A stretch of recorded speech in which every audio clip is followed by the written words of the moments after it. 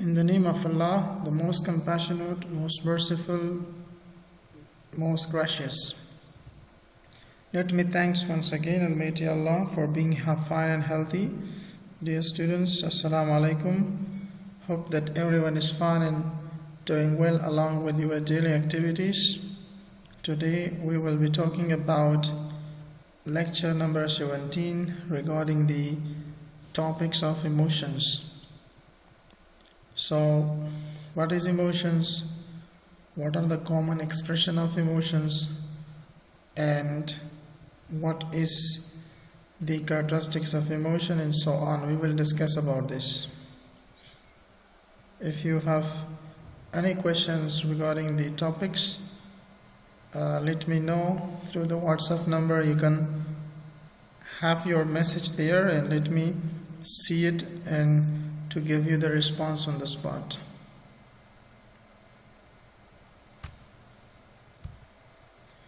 As you can see, these six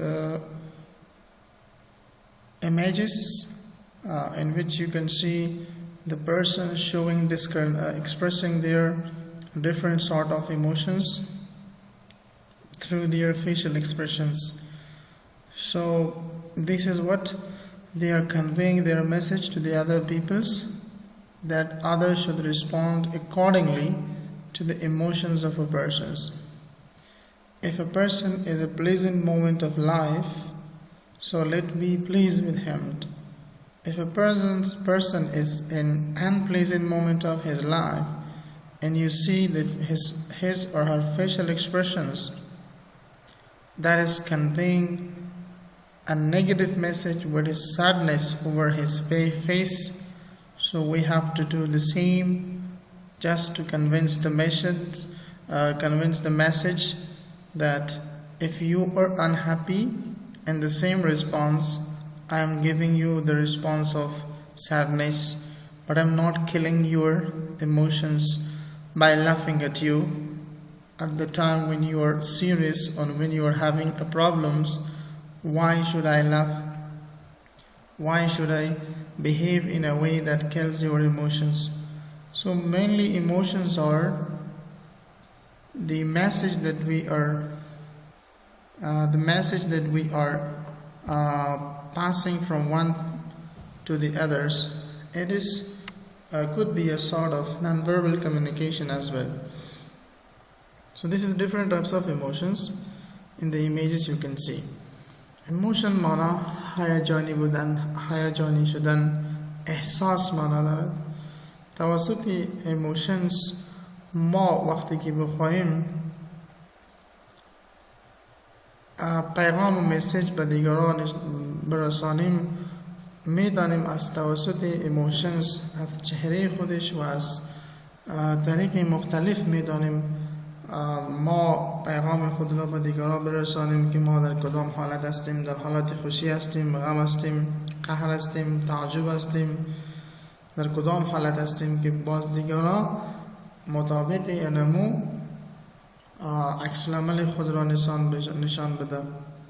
خدا نخواسته یک نفر در تکلیف هستند و ما در حالت تکلیف بودنی و ما حالت خوشی را اظهار میکنیم ولی ما نمیکنیم که او را حمایت بکنیم. معنی این است که ما حالت هیجانی و احساسات فرد را میکشیم, killing the emotion of others. As well, you can see that you can pass the message to the other people by these facial expressions which convey the emotions to the others. See these peoples, how do they react differently to different sort of situations. So each picture gives us a clear message that person is in which positions, whether it's in a negative positions or whether that is in a positive positions. If the person is in a negative positions, so we have to act accordingly in order to behave in the same way as he is engaged with. If a person is in a positive emotions or happy in pleasures, we should act accordingly to make sure that we are also we are on the same boat. So let us discuss the meaning of emotions. معنای احساس و همچنان معنای هیجان چی است. The word emotion is derived from the Latin roots meaning to move out, which means to excite, to agitate. The motivated person usually moves physically towards some goals or away from aversive situations. Like motivation, emotion can initiate, direct, or maintain behavior leading toward pleasing stimuli or from danger or unpleasantness. Literally, it means moving from inside out. So it is a human characteristic that is used to deal with external situation by choosing between many possible reactions.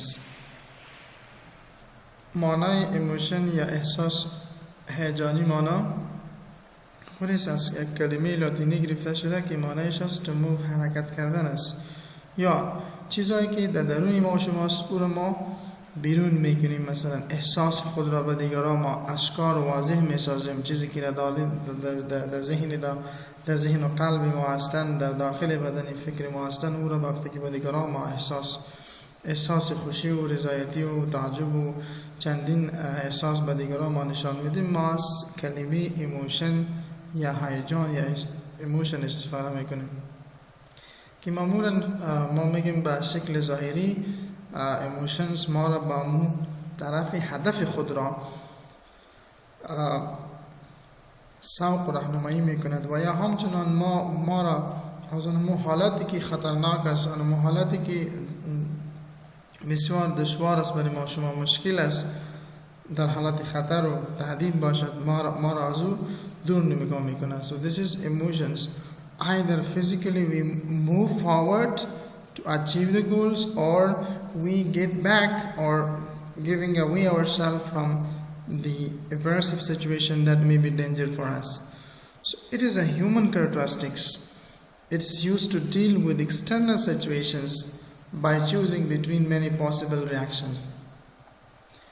Emotions اما حالت مشخصات یک انسان هستند، حالت یا مشخصات یک انسانی هستند که توسط این ایموشنز یا مشخصات می تواند امرای محیط خارجی یا امرای محیط بیرونی طور معامله بکند که انتخاب کنه از کدام اپشنز عکس العمل خود که امکان داره اما قسم نشان بده.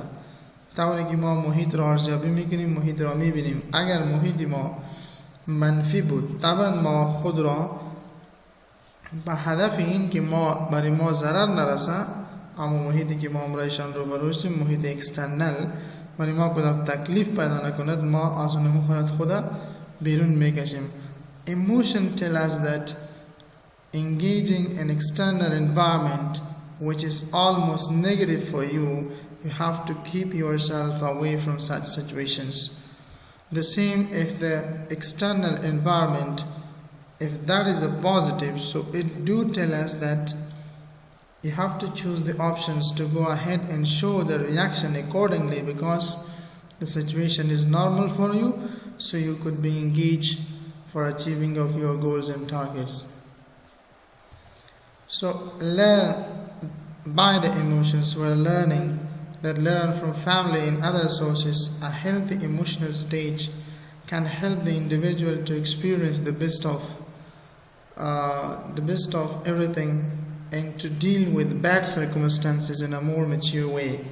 But when an individual faces a point of experiencing unhealthy emotions, it is possible that even the best situation become the worst experiences in life. So the family, we are learning all these things from the family sources, that a healthy emotional stage is almost helping the individuals just to experience whatever is great for them in their life and to deal with all bad circumstances in a more mature way. So we are learning this from this many sources. But if the same individual is facing unhealthy emotions, it is possible that this situation could be just experiencing a very worse experience in his life. So we have healthy emotion as well as we have unhealthy emotions. Healthy emotions we can say it's a positive emotion. In unhealthy emotion, we can say it is a negative emotions. The healthy emotion can boost up and improve and enhance our all reaction in response to the external stimuli in a very great and strengthful manner, while unhealthy emotions is during which we are losing our loss of energy and we are going toward the weakness of our body, because the mind is almost affecting negatively from the external environment. So we do learn this healthy emotion as well as unhealthy emotion from the family and other sources. Now, definition of emotions, that is defined differently by different scientists. Emotions are feelings that generally have both physiological and cognitive elements which influence behaviors. Emotions or feelings. emotion خودش یک feelings احساسی هستند که معمولاً به شکل عمومی دارای دو عنصر می باشد که یک عنصر فیزیولوژیک هستند که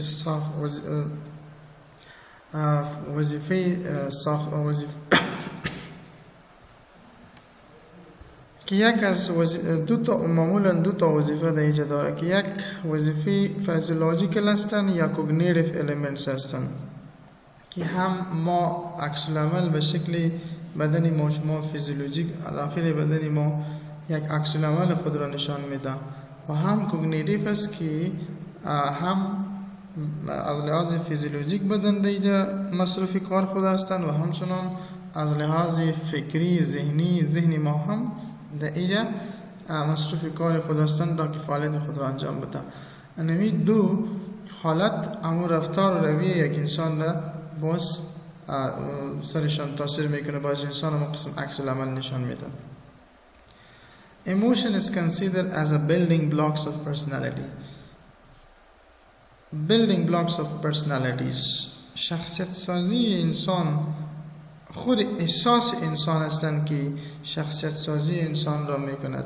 یعنی اگر ما فکر احساس خود منفی نداشته باشیم، فکر مثبت درست داشته باشیم، یک شخصیت درست هستیم. اگر ما شما همیشه هیجانی باشیم، همیشه با قهر میشیم، همیشه حوصله خود را از دست میدیم، اینجا ما به طرف نگاتیو unhealthy emotion میریم که بازو هم شخصیت ما رو نشان میده که ما یک شخصیت نانورمال داریم در مقابل عکس العمل‌های تنبیهات خارجی. An emotional state imply a deviation from normal. وقتی که حالات هیجانی ما در موردش بحث میکنیم، معنی هستن حالات هیجانی معنی هستن که ما از حالت نرمال خود بیرون کشیدیم. So it is excited state or condition of organism that is involving both external and internal change of body. It is expressed as a fear and angers. So as it is defined by different psychologists differently. As we have the next definition of emotion is that emotion or biological state which is associated with the nervous system that is brought upon by neurophysiological changes. Variously, it is associated with the thoughts, feeling, behavior response, and degree of pleasures or displeasures. یعنی حالتی بیولوژیکی انسان هستند که رابطه داره مستقیما حالت هیجانی ما شما امرای سیستم عصبی که بار از تغییرات فیزیولوژیک در داخل بدن ما شما، فکر ما شما، نظر ما شما و همچنان رفتار ما شما در مقابل عکس العمل‌های محیط بیرونی تغییر می‌کنه. یا ما با طرف یا حالت پلیژر میریم، خوبی میریم، خوشی میریم، و یا همچنان ما با طرف نارضایتی یا ناخوشی میریم که در displeasures. حالت خوشی، درجه خوشی چقدر ما خوش هستیم، درجه ناخوشی و ناسازگار که ما خوش نیستیم از محیط خود مربوط به حالت هیجانی ما شما هستند. So some psychologists define emotion as intense and violent feelings. بعضی از روش‌شناسا باز emotion طوری تعریف کردن که یک حالت هیجانی یک فرد میگه امو احساس شدید و پر از خشونت انسان را به نام ایموشن یاد میکند، یعنی احساس پرش خشونت و شدید به حالت هیجانی یاد می شود. So secondary emotions are passions, optimism, irritation, disgust, shame and nervousness. So that's why later on we will discuss about this point. Another definition that we are doing, a strong feeling deriving from one's circumstances, mood or relation with other. An emotion is a feeling such as happiness, love, fear, anger or hatred, which can be caused by the situation that you are or the people are with this situation. So emotion is the part of a person's character that consists of their feelings as opposed to their thoughts. So there are 7 primary universal emotions, that is love, joy, anger, sadness, surprise, fear and contempt.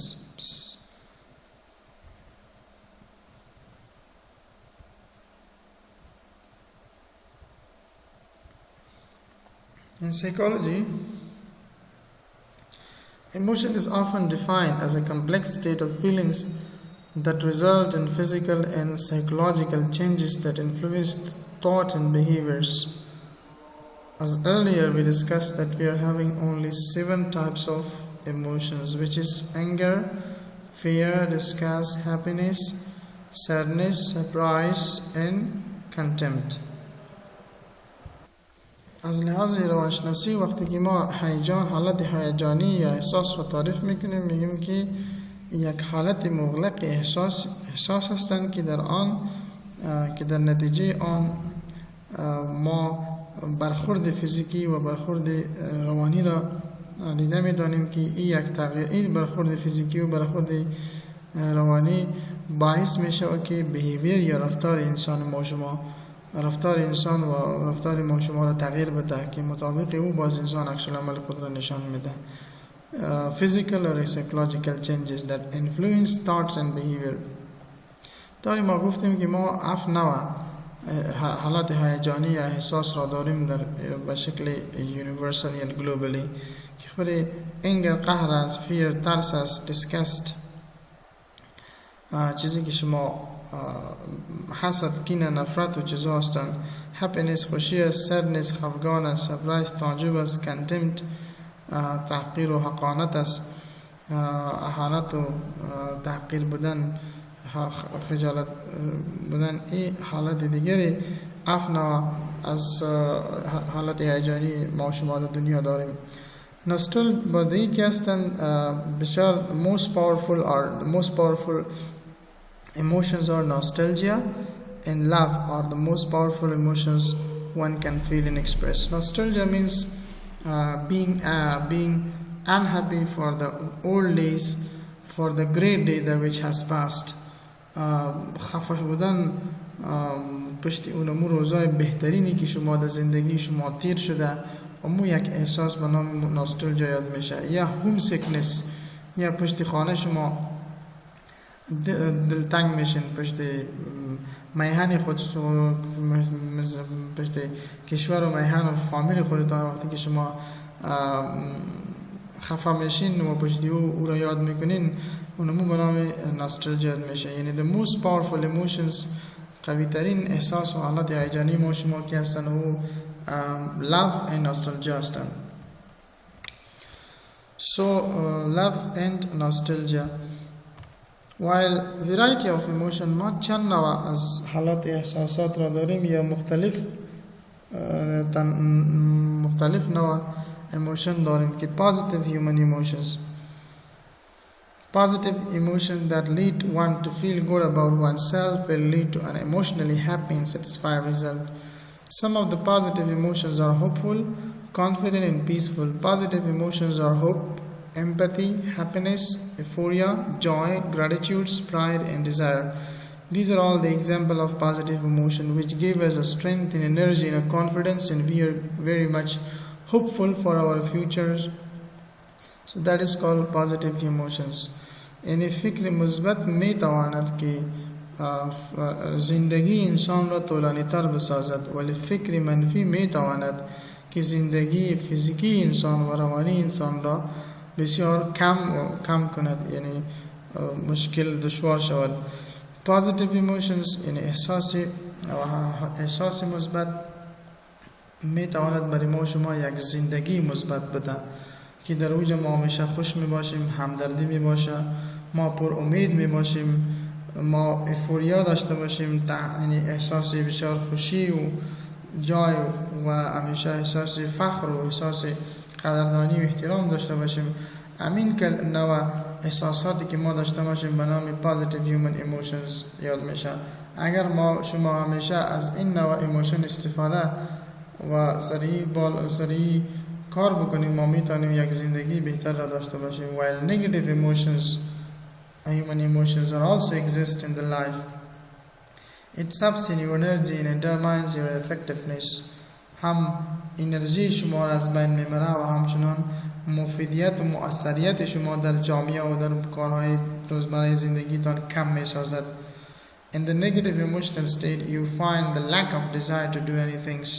شما همو آرزو توقعی که دارین که باید کار بکنین او را از دست میدین. شما باز بالاخره شما نمیتونین که کار انجام بدین. lack of doing something یا کار انجام بدین و شما هدف را به دست بیارین. So negative emotions are exhausted, panics and obnoxious, unpleasant. احساس مثبت یا حالت هیجانی منفی میبخشین. حالت هیجانی منفی یا احساس منفی انسان را خسته‌کن میسازد، انسان را دردمند میسازد، انسان را ناخوش میسازد. So negative emotion include shame, fear, grief, guilt, sadness, depression, despair, envy, doubt, jealousy, frustrations. These are all the negative emotions. یعنی حالت شرم و خجالت کشیدن است، حالت ترس است، حالت غم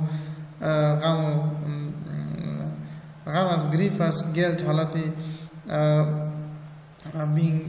گناهکار، حالت خفگان، حالت افسردگی یا خفگانی عمیق است، depression برش میگه. despair ناامید میسازه انسان را. envy حسد میکنه، بسیار کینه میکند، انسانای دیگر را خوش ندارد. doubt انسان را همیشه در حالت شک میاندازه. jealousy همیشه انسان بخیل میباشد، نه در رشد دیگر را خوش میشه و نه همچنان نه در حالت صحتمندی دیگر را خوش میباشد. frustrations امی به نام negative human emotion یاد میشه. اگر ما تصور کنیم که زندگی بدون از ایموشن چی خواهد بود؟ imagine life without. اگر ما فکر و تصور کنیم زندگی خود را بدون از چی؟ بدون از محبت، بدون از خوشی، بدون از ترس، بدون از خفگان، بدون از قهر و غصه و بدون از تعجب. اگر ما بدون از این زندگی خود را تصور بکنیم چی تصویر شما میبینین؟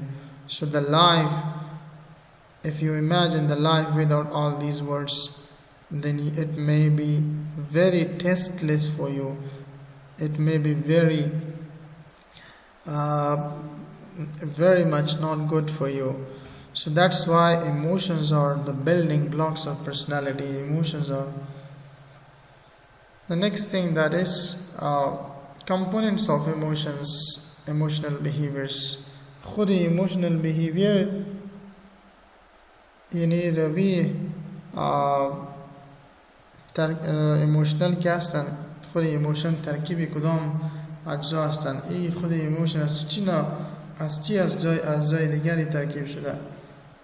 components که هست، اولین components که هست و physiological هستن. وقتی که کلمه فیزیولوژیک ما استفاده میکنیم معنا the functional aspect of the human body، یعنی حالات وظیفوی بدن انسان را ما تشریح میکنیم که انسان در این حالت بدنش چی وظایف انجام میده. اعصاب، گرده و مثلا قلب از لحاظ فیزیولوژیک چی وظایف انجام میده. So in psychology, emotion is considered as response to stimuli that involve characteristics of physiological changes such as increase in pulse rate, rise in body temperature and changes in breathings. در روانشناسی وقتی که ما میگیم که ایموشن که است، اما عکس العمل به یک تنبیهات بیرونی انسان هستند که یک انسان با تنبیهات بیرونی عکس العمل خود را نشان میده که بازو دارای مشخصات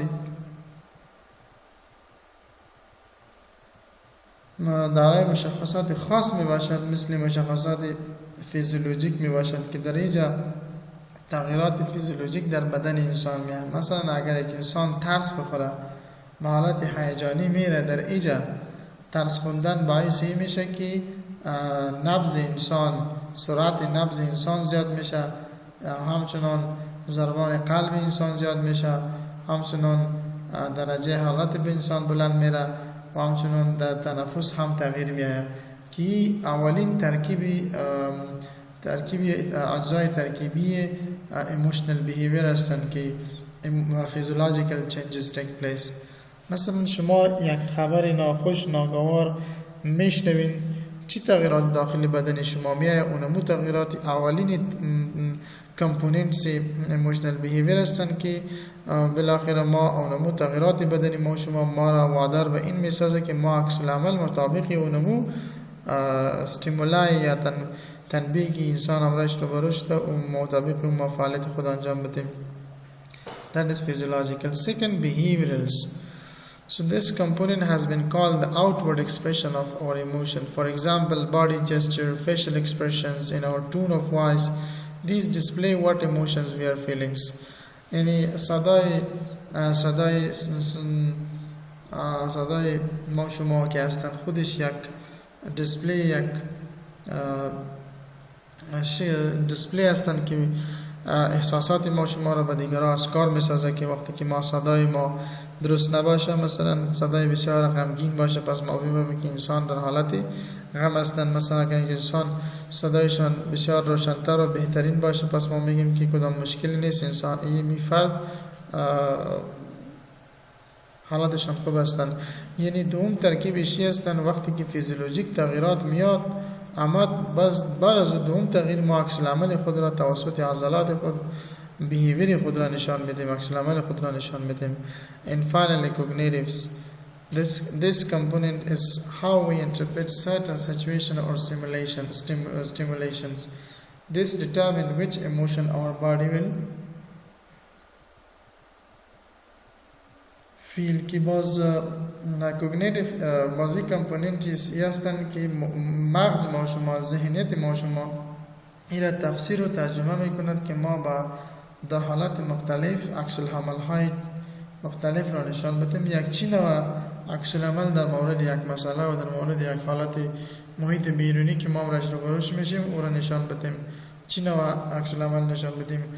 That is what brain is telling this. سیستم عصبی و دماغ ما شما این را میگه، این تفسیر و ترجمه میکنه. بالاخره ما از لحاظ بیهیویر ما عکس العمل خود را نشان میدیم. پس در حالت احساساتی و هیجانی سینا ترکیب به سینا الفاظ می شود که خود یک فیزیولوژیکل از دومیش که از او بیهیویر و سینما مثلا کوگنیتیو هستند. So this is all about the emotions. Where there is no emotion in people, there is no life in people's.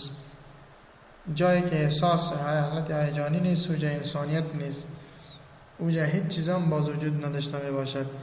هر جایی که انسان است در اوجا باید انسان امرای خود ایموشن داشته باشد. این ایموشن در مورد دیگران یا ما به طرف پازیتیو میریم یا به طرف نگاتیو میریم. So this is what about the emotions. Thank you for being with me for today. If you have got any questions, remind me with your message. Remind me with your messaging continuously that I could give you the answer on the spot. Thank you. Allah Hafiz. Wish you all the best.